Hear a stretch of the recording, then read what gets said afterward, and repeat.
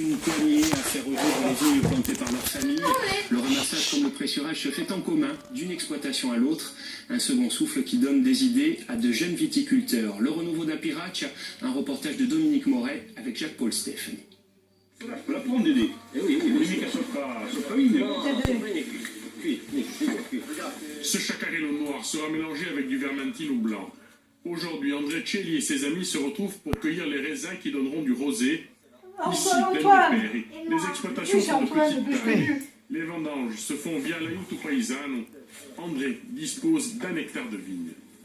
Ça, c'est une vigne qui a été plantée par mon grand-père fin 19e, que j'ai récupérée en 2004 et que j'ai entièrement restructurée en 2011. Voilà. C'est compliqué.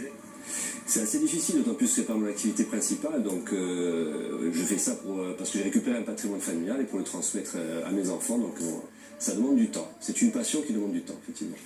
2 autres propriétaires récoltants sont présents aux côtés d'André. Jules Celli, un parent qui a toujours vécu de la viticulture, s'active dans la cave. Au-delà du savoir-faire, la mise à disposition de son matériel a favorisé la création de nouvelles exploitations. Une cave, c'est très très cher. Pour un petit domaine de 2-3 hectares, il faut compter 150 000 euros.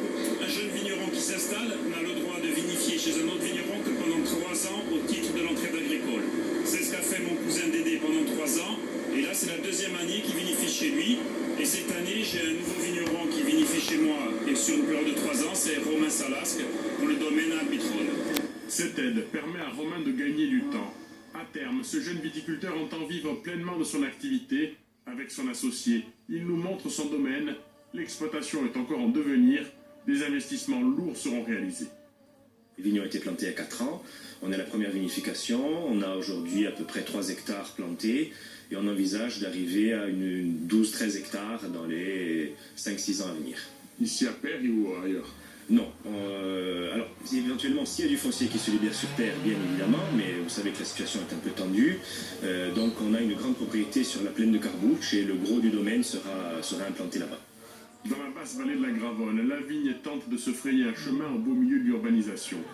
La route sera longue pour retrouver les quelques 100 hectares cultivés dans les années 40. On passe à présent